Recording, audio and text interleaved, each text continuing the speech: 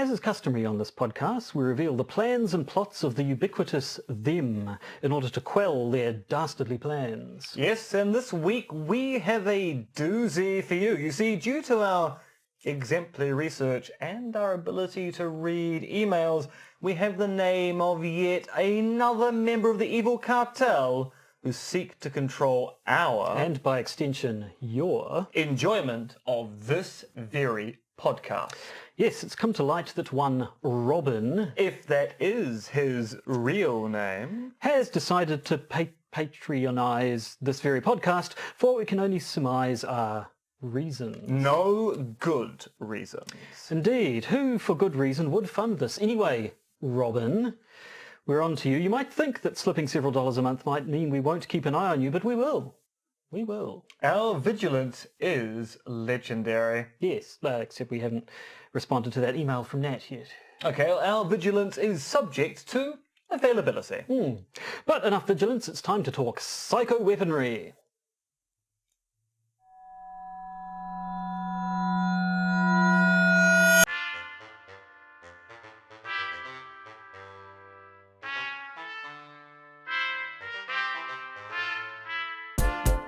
Podcaster's Guide to the Conspiracy, brought to you today by Josh Addison and Dr. M. Dentith.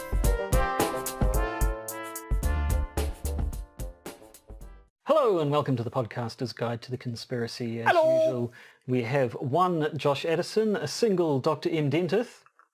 Together, and a whole lot of whiskey. That's a better one than I was going for.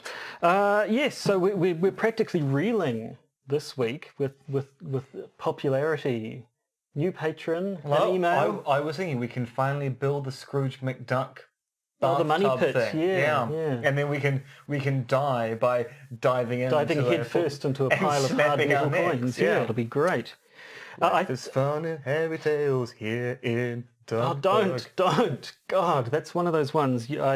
Somebody mentioned that in a tweet once 3 years ago, and it got stuck in my head for a couple of months. But anyway. It's a duck world. It works, solve a mystery or rewrite history. DuckTales. Oh, yes. But interestingly, as a fan of a good mashup, it mashes up perfectly with Beyonce's "If You Like It, Then You Should Have Put a Ring on It." Yeah, it would do. It does. It's quite clever. Yes, I thought you responded to Nat's email. Did neither of us? Did you think I had? Okay. Well, we got your email, Nat. Thank you very much. And in case you haven't listened to the podcast for a while, we will respond eventually. We're going to use it as a kind of... Well, we're responding now. Yeah, and we kind of use it as part of a joke for the intro. Now, Josh, what is this podcast about for people who might be listening for the very first time or watching, which is why I'm pointing towards the camera? What's this podcast about? This podcast is about Canadians and their... No. Sorry, your wacky word linguistics just messed with my mind. It's about conspiracies. It's about conspiracy theories. It's a bit of a laugh sometimes, except for when we're talking about conspiracy theories that are horrible and depressing. The old, sort of. I think we've got a bit of the Catholic Church child molestation stuff queued up, so that's less lighthearted. That stuff. It's not really a jape when you get on to child sex abuse. But at any rate, we have a look at a different conspiracy theory or set of conspiracy theories every week.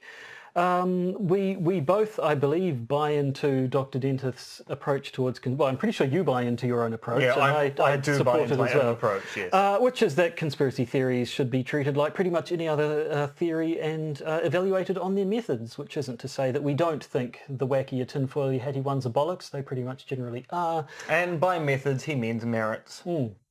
Yes, also merits. Methods and merits, both of them.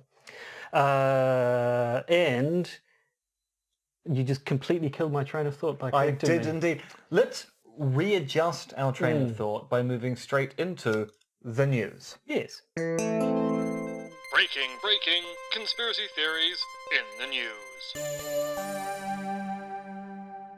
Only one bit of news this week, although it is a bit of a doozy. The guilty verdict against Cardinal George Pell, the most senior Roman Catholic cleric in Australia, who has been found to have committed sexual abuse against minors back in the 1980s. Yep. Pell, who until recently was heading up the anti-corruption investigation in the Vatican, was found guilty of abusing two boys in a sacristy. He is appealing the conviction, but as it stands, Pell is the most senior cleric in the Catholic Church to be successfully prosecuted for sexual abuse.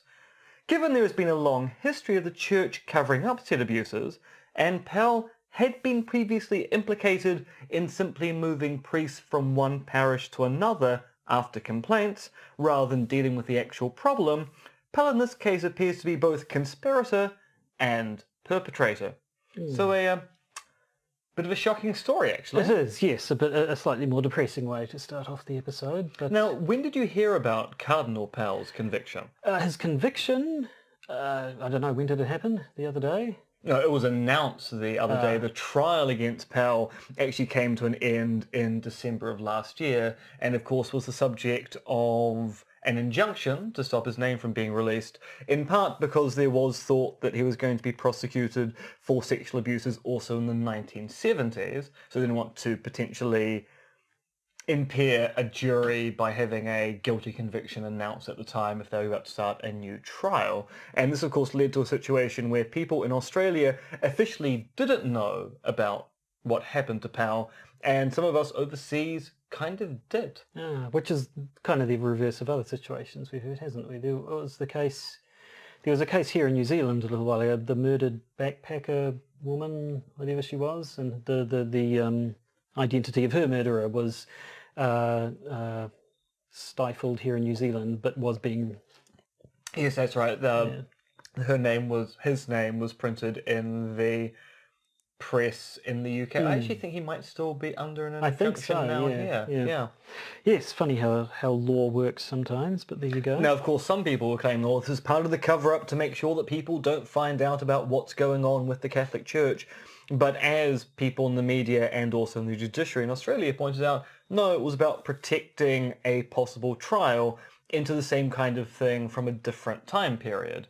So it wasn't covering anything up, it was trying to make sure that they could get a pool of jurors if the second trial actually went ahead. And indeed in the case here, when people started sort of naming the guy on social media and stuff, the police were like, for God's sake, stop doing that, because you could end up prejudicing the trial and you could end up getting away with it. And because indeed, you're being a vigilante dickhead. There are people talking in Australia that the fact that the news did get out might be used by Pell's defence lawyers to say you have to throw out this conviction and start the trial again. But enough horrible child abuse cases. Have you seen the Michael Jackson business? No, Let's not even go into that. I thought we might talk about that in the bonus stuff, actually, because I want to know your opinion on removing Michael Jackson from our airwaves. But we'll save that. Yes. We will. Bonus episode. No, so we said that was all the news we have this week, but that doesn't mean we don't have a bunch of updates to previous news stories, so maybe we better pile into them straight away. Indeed. Updates and retractions. So, last year we talked about Surefire Intelligence, the group headed by a photograph of Academy BAFTA and Golden Globe Award-winning actor Christoph Waltz.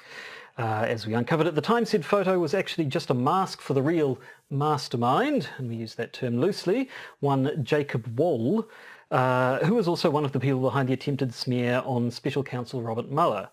Well, in what can only be a set of coincidences, Wohl told USA Today that he intended to use fake Twitter accounts to help Trump win the 2020 election, only to find that he's been permanently banned by Twitter for, using fake accounts. It's almost like if you're conspiring to help bring about the desired end, you shouldn't alert the press to what you're doing. Did seem remarkably stupid. Yes, well that seems to be his modus operandi, really. Yes, as I say, the Christopher Waltz stuff really kind of speaks to can't actually organise a conspiracy inside of a conspiracy. Yes, so Schadenfreude ahoy, quite frankly. Indeed. Couldn't have happened to a nicer guy. And talking about nicer guys, our own local Jacob Wohl, Cameron Slater, aka Whale Oil. We mentioned recently that he is being sued by a large number of people, largely because he has run smear campaigns about them on behalf of their political or business enemies. News came out earlier this year that he has suffered several strokes. Now he's also declared himself bankrupt. The conspiracy angle here is twofold. The first is that it's very convenient for Slater to be bankrupt now when there are still 2 defamation hearings to go on his legal docket. If he's bankrupt, he can't pay out should he be found guilty. The second is that people are beginning to doubt he's really ill at all, or at least he's not as ill as he claims to be post the strokes. According to a post on his own website, he's barely functional for a mere 15 minutes a day. But Matthew Bloomfield, who I referred to as Blomfeld last time we talked about this, who recently secured a legal victory against Cameron Slater, has disputed this characterization. Plus, Slater recently reorganized his various companies and shell companies, including his online meat business, in order to move his wealth and assets into the custody of others. Something he did after declaring himself too ill to function. Not that this is likely to escape the court's attention. They can always reverse any such changes if they look as if they were designed to avoid paying out to his creditors. Yes. I'm a little bit uneasy with some of these conspiracy theories because they seem to be a little bit... Sort of people seem to be eager to believe them simply because whale oil's a horrible human being, which he definitely is. Is there evidence either way, or is it just simply people are saying it's quite convenient that he happens to be declaring bankruptcy just when he might be liable for a whole bunch of... So there is the convenience angle here. There's also the fact that if he's only functional for 15 minutes a day, the several hours that he would have had to have spent one night moving all the companies in and out of ownership indicates he's functional for a lot longer than he claims to be. But once again, that is a convenience aspect here. People go in and out of illness and their ability to function on a day-by-day basis.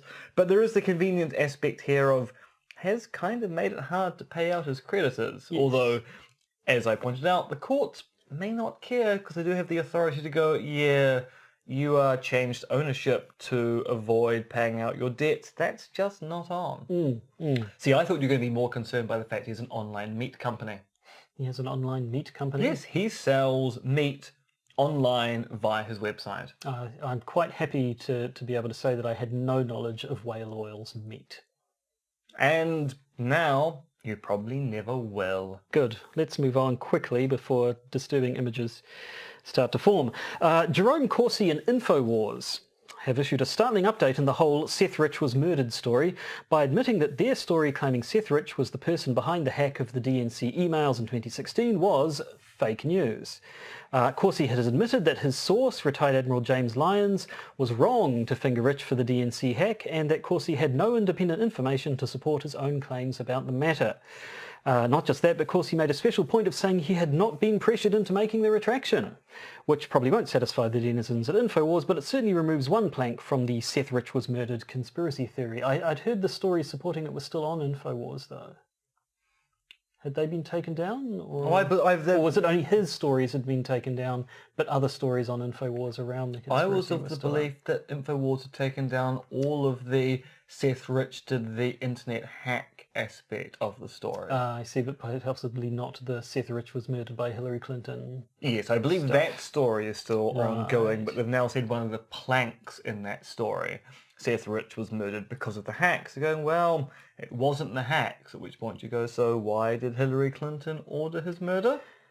Well, why did they order the murder of most of the people on the Clinton Death Watch list? Did they order the murder of most of the people on the Clinton Death Watch list? Well, probably no, when you actually look into them, but still, that doesn't stop people compiling Clinton Death Watch lists. That's true, but shall we talk about psychic warfare? Yes. Oh, wait. We have breaking news. Scripted breaking news. Milo Yiannopoulos has been denied a visa to visit Australia for a speaking tour for character grounds, basically. I've got to stop gesturing with my tablet because then the screen goes sideways and I can't read it anymore. You just need to move your head as auto-rotating screens. As you gesture? Yeah. As you gesture, move your head. Yes. No, so he's been denied due to character grounds, including his claims of anti-Semitism.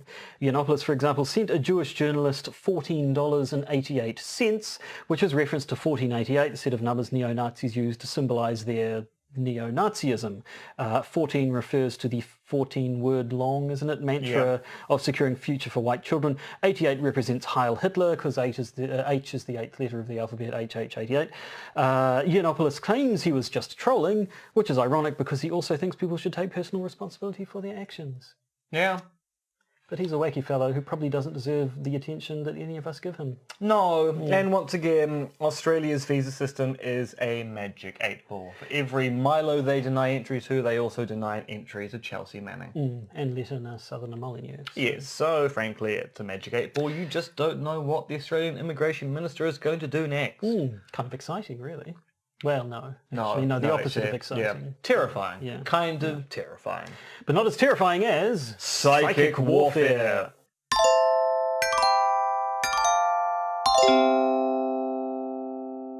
Now, Josh, I'm thinking of something, and I'm going to try to broadcast it to your brain. Righto. Can you tell what I'm thinking about at this particular point in time? Don't know. All I've got at the moment in my mind is very specific pornographic images. So yes, I guess. Can you describe who they're of? Not without breaking several injunctions.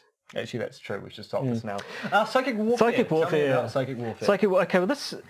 Now, actually, you tell me, where did we get this article from? Was it one submitted to us by a keen listener, or was it one you came across in your... I have a feeling it was one of the things I came across in the being emailed once a week by that conspiracy theory website in Aotearoa, New Zealand, which once a week seems to a digest of stuff they've talked about. And I'm very sure it was a link from there, because as you point out, actually this story is old. It's a little bit old, yes. 2016? So basically our attention was drawn to an article from 2017 about an NSA memo from 1977, which was declassified and released in 2016. Getting the dates there, but we're going to talk about it now, because why not? Indeed.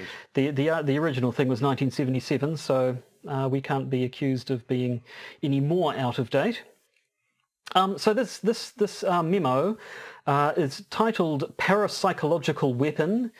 It's from the Stargate section of declassified documents. Now, Stargate, among other things, was one of the code words for the US military's remote viewing program. Indeed, and also a latter-day reference to a TV show, Stargate SG-1, based upon the film Stargate, which of course took its name from precisely this kind of thing. Oh, that I did not know. Yeah. Well, there you go. So, I mean, remote viewing being the people trying to psychically see stuff, you know, the classic experiments like Bill Murray in Ghostbusters, where a person's holding up a card and you're trying to read what's on it without being able to see it. Although what the US military was interested in was getting maps and locations for Soviet missile installations. Yes, but curiously enough, nothing really seemed to come of that, I think. But we're talking about the 70s, back when governments were kind of taking this stuff seriously, if only because other governments were taking this stuff seriously and nobody wanted to risk getting left behind in some sort of parapsychological arms race. So in that context, this memo was released by the NSA, which basically it's just a sort of a rundown of 3 specific events in the field of parapsychological research, followed by a bit of speculation on how one might weaponize this parapsychological research to further the field of psychic warfare. Now, for people who don't know what parapsychology is, Joshua, what is parapsychology? Well... And don't just say a bunch of quackery. It is that, but it's sort of the scientific attempt to scientifically study psychic phenomena. So your remote viewings and your telepathy and telekinesis and mind control. Bit of your Manchurian Candidate stuff in there, perhaps, but just generally sort of mental powers. Uri Geller features in there from time to time, although he's been quite comprehensively shown to be a fraud, hasn't he? Although he still has TV appearances and makes large amounts of money, so you can be shown to be a fraud and also be very, very successful. Yes, but so I guess let's just go through it in order. It talks about 3 particular events which happened sometime in the 70s in the field of parapsychology. The first one was a report from the CIA on the KGB's parapsychological research. And if nothing else, I mean, while the parapsychology stuff might be bunk, it does give an interesting insight into the whole sort of information, disinformation, sort of mind games type stuff that was going on in the Cold War and probably really still going on now, isn't And it? actually, it's probably useful to talk here about whether the Russians or the Americans believed in the research they were doing. Because there are kind of two hypotheses here. One is that it might work, at which point, if you know the other side is doing it, so if you're an American, you're worried about the Russians. If you're a Russian, you're worried about the Americans. You're both going, well, there's a thing called parapsychology, and we're not convinced it'll have any weight. But if it turns out to be true, we need to have the upper hand. So you do research into it anyway, despite the fact you think there are going to be no results, because if it turns out it does have results, better you Be a bit have of the a game ability changer. than the other side.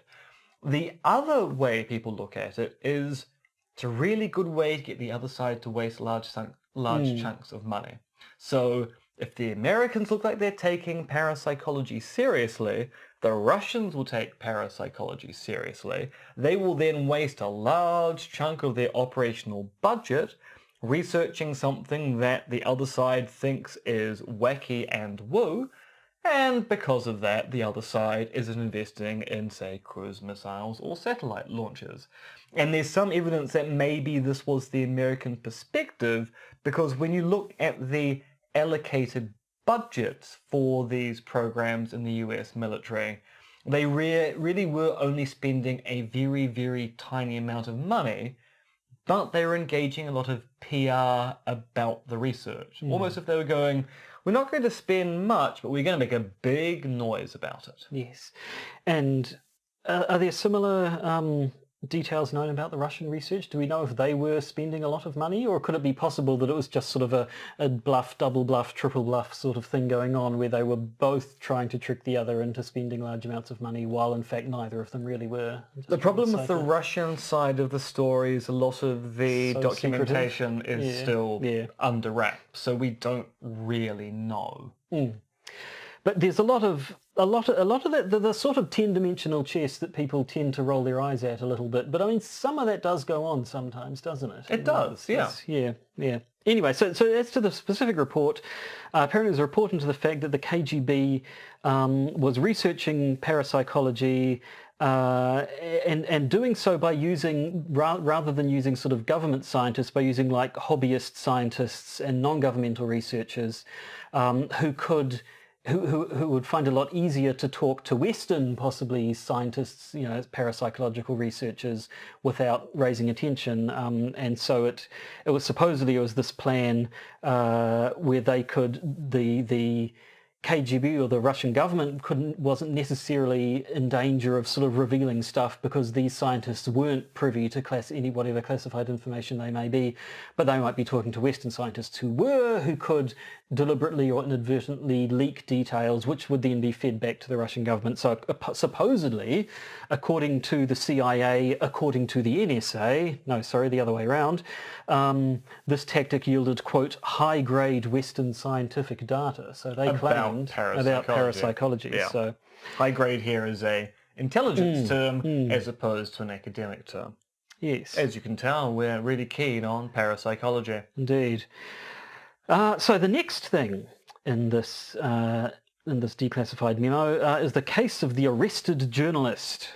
Supposedly sometime in the 70s, an American journalist was arrested in Moscow on charges of receiving a Soviet paper on parapsychology. So supposedly this paper had been leaked to the journalist, but then the journalist was picked up when he took receipt of it. And in this case, even at the time, there's a lot of sort of conspiracy theory, counter-conspiracy theory stuff going along as people are thinking, is this legit? Is it disinformation? What mind games might the Russians be trying to pull here? It all gets quite twisted. Well, yes, especially since we're in the midst of a Cold War at this particular point in time. So each side is trying to make the story fit their own particular agenda. So even if it turns out it was, say, a threat by the Russians, the Americans could turn around and re-describe the same events to their own populace. We go, oh no, this was a clever double bluff on our part. And it's quite hard to tell, even in a situation where you've got these official reports, because in some cases people write official reports to fit particular narratives. So, I mean, from the article, some of the theories that came up around this event were that they might have been trying to provoke radio chatter, which the Soviets could trace to get a better idea of whether or not the US was interested in this kind of research. You just lose a light there. Something went off. I hate it when that happens. Yeah, I'm not quite Mysterious. sure. You just It's almost always that one there. It's for our podcast audio listeners. Every now and then we'll sort of be recording here with lights on, and then something will get dimmer. But because there's a bunch of them, unless it happens directly in front of you, you can't see, and it's very I'm assuming disconcerting. it's not these three here. No, I'm assuming yes. Or possibly that was just the effect of the Russians. That's maybe the bug they've planted in them, activating and draining the power from it. Could be anything. Could be anything. But no, so I thought possibly this whole journalist being arrested story was there to maybe, you know, just get the US talking about it, and then maybe if the Soviets are monitoring their communications, maybe they could pick up on something to either find out what they're doing or simply if this is something they're interested in or not. Some people thought it was sort of a warning to the West, stay away from our sensitive research, parapsychological or otherwise, or we'll start arresting your citizens.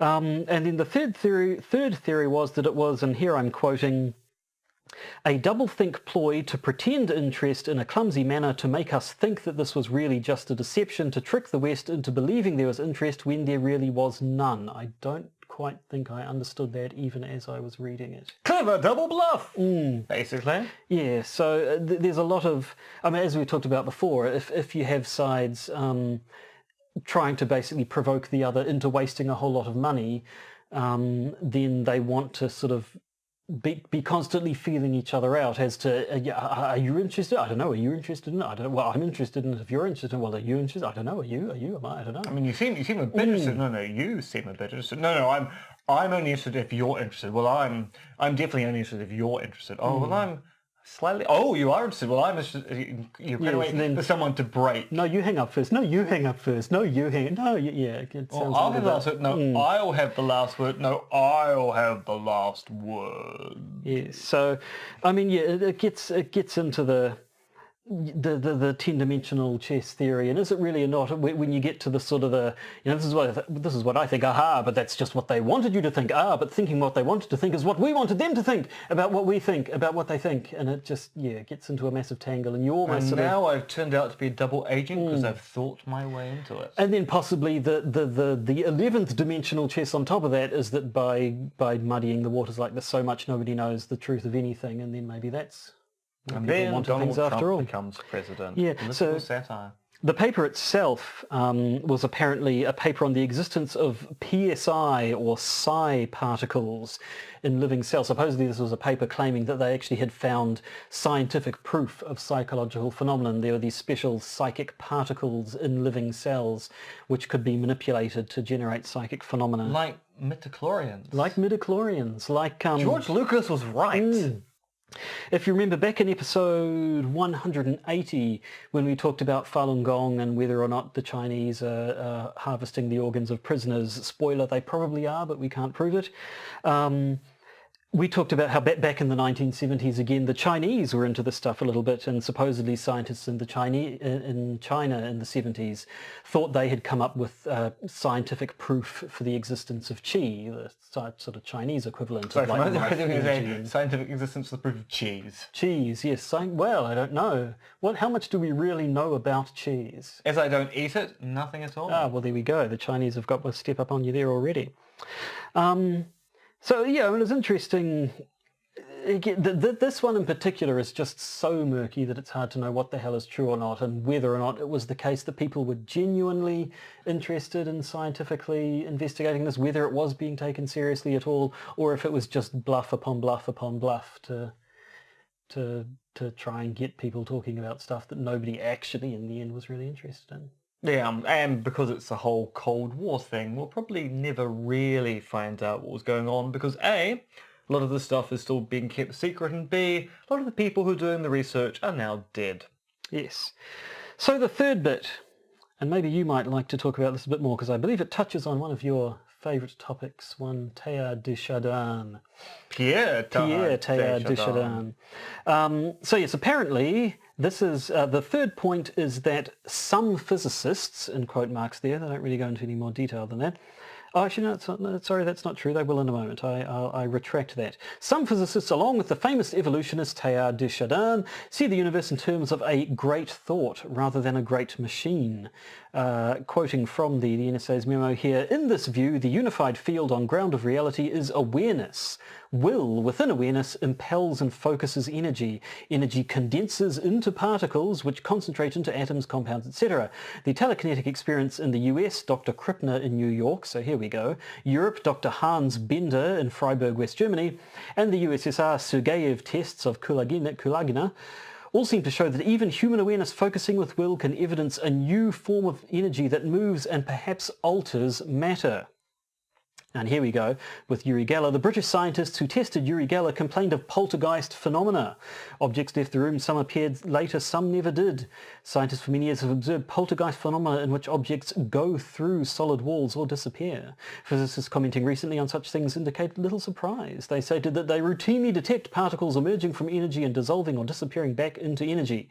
Why should we be surprised at larger objects displaying the same behaviour? So they seem to be getting a little bit tangled up into quantum physics there at the end and the whole... Now, let me just pause you there. A Dr. Bender... Oh, there's another light. So all the talking psychic phenomena is affecting our visual field here. A Dr. Bender and a Dr. Freiberg. Bender and Fry. Yeah, well, actually, it was Freiburg was the city, but...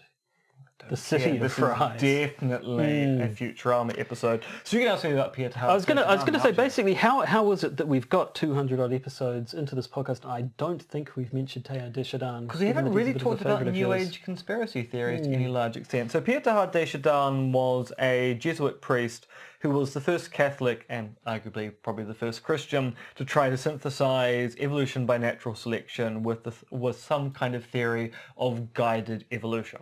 And Teilhard has the notion that the evolutionary series goes from simplicity to complexity. So he goes, look, the beginning of the universe was hydrogen, and that was pretty simple. From hydrogen we get stars, they're more complex. From stars we get planetary matter, that's even more complex. Planetary matter gives way to biosystems, that's even more complex. Biosystems give way to multicellular organisms, that's even more complex. Multicellular organisms become bodies like our own, that's even more complex. And he goes, well, look, there's a direction to this evolutionary series, which is the development of thinking animals. One day we will think universally in a kind of noosphere, a kind of mental sphere around the earth. We'll then learn to think as one, which will be the most complex thing. That will then incarnate the Godhead. The Godhead will have the property of being able to transcend time. So when God gets instantiated, God will always have existed, and then God will kick off the process again from the beginning. So we create God to become God, and God has always been.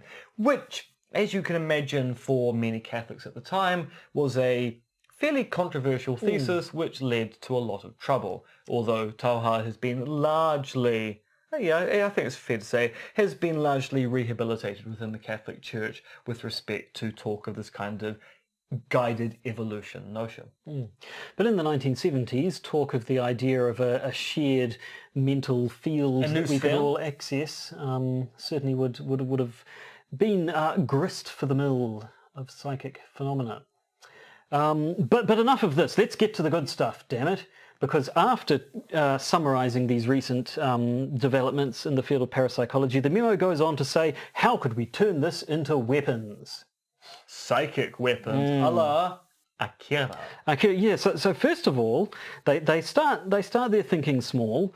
They say that one thing you could, or first of all, it's suggested the idea that you can enhance or even sort of create psychic or telekinetic abilities in a person.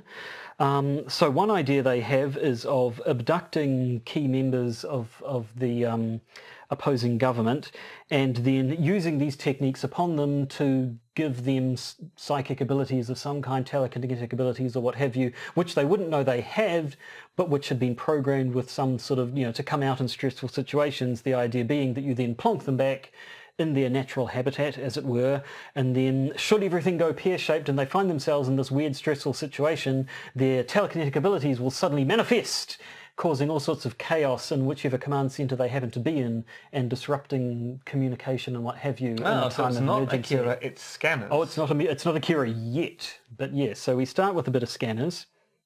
That's their first one, but then they decided that's small potatoes. We can think bigger. So even referring back to de Chardin and how he predicts a major change of consciousness, gets the idea that these changes that he foresees will, quote here, alter the direction, time, space, and energy matter relationship of our world. And so then they bring up the idea that, well, you could sort of bringing in the idea of a sort of shared mental field. What if you got a bunch of these people with telekinetic abilities and got them all together in one spot and possibly set off some sort of psychic chain reaction which could cause massive psychic waves emanating and altering matter and reality in a sphere all around them, possibly even on a citywide scale. Now that's your AKIRA right there. Now, for people who don't know what AKIRA is, tell the audience. If you don't know what AKIRA is, you're a goddamn liar. Everybody's heard of AKIRA surely, but just in case. I actually don't know that they have, because the heyday of AKIRA was our suppose, teenage years. Yes, and it's possible. Josh, I put it to you, we are in our 40s. That's a lie.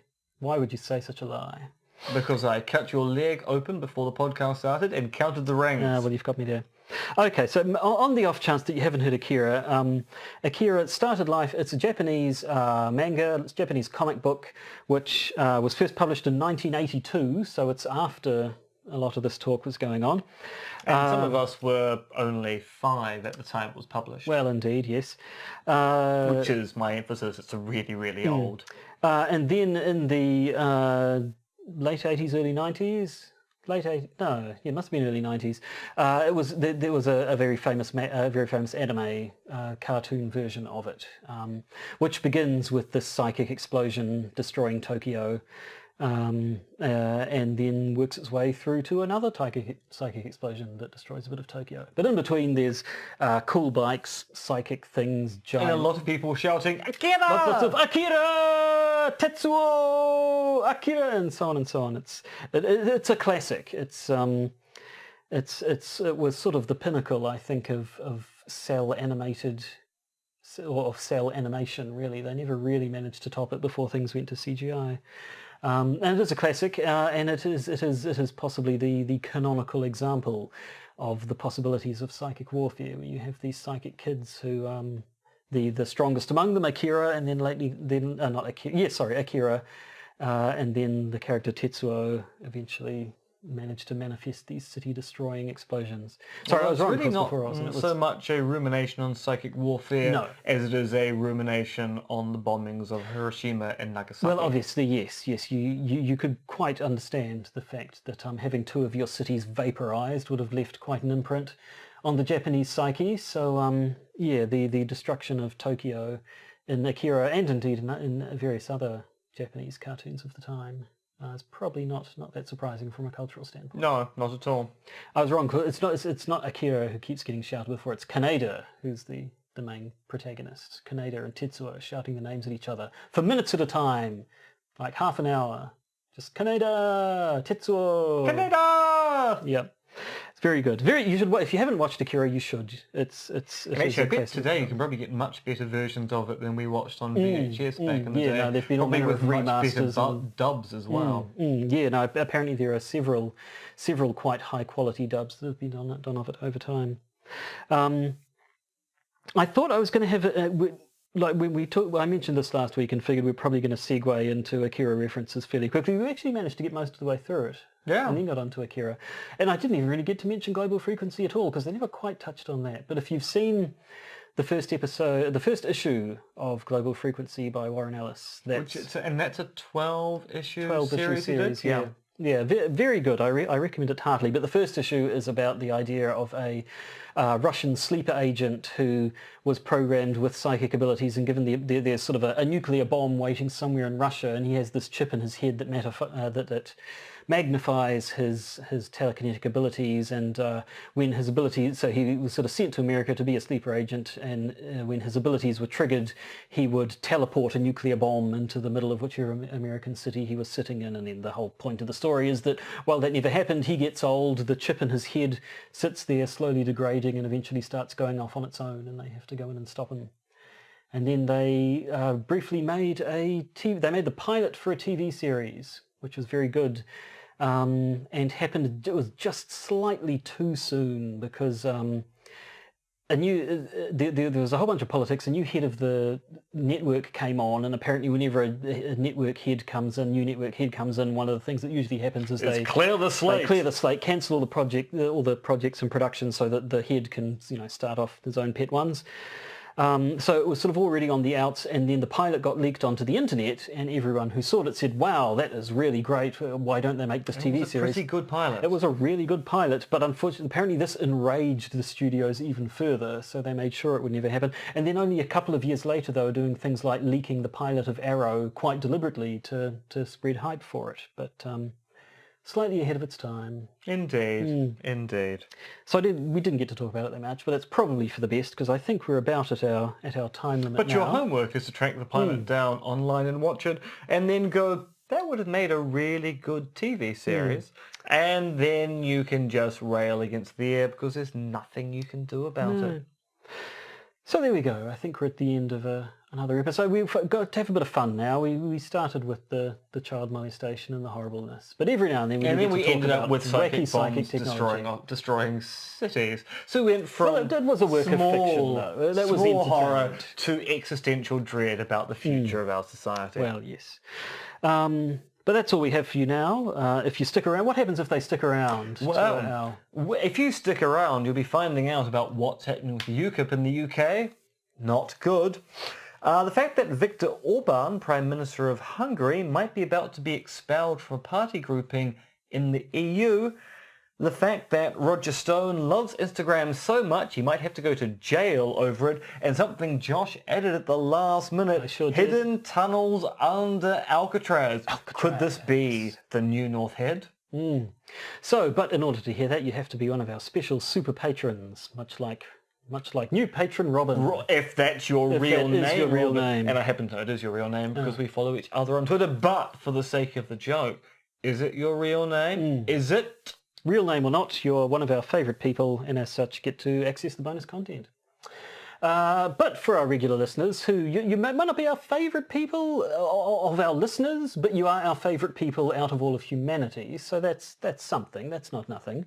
We'll just leave you now and talk to you this time next week, probably. Here in Duckburg. Race cars, lasers, airplane. It's a duck blur. For God's sake, it's such a catchy tune with the worst lyric ever.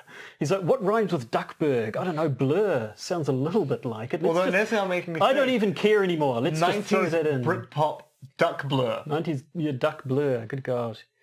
It's not quite there with the Gummy Bears theme song, but that one, that really sticks to you as well. It's a duck world. Right in the dead, eh? Goodbye. Might solve a mystery or rewrite history. DuckTales. Woo-oo.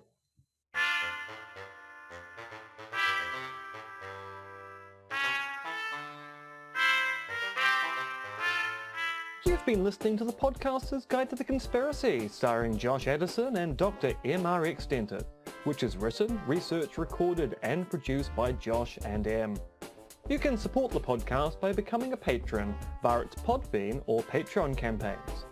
And if you need to get in contact with either Josh or M, you can email them at podcastconspiracy@gmail.com or check their Twitter accounts, Monkey Fluids and Conspiracism.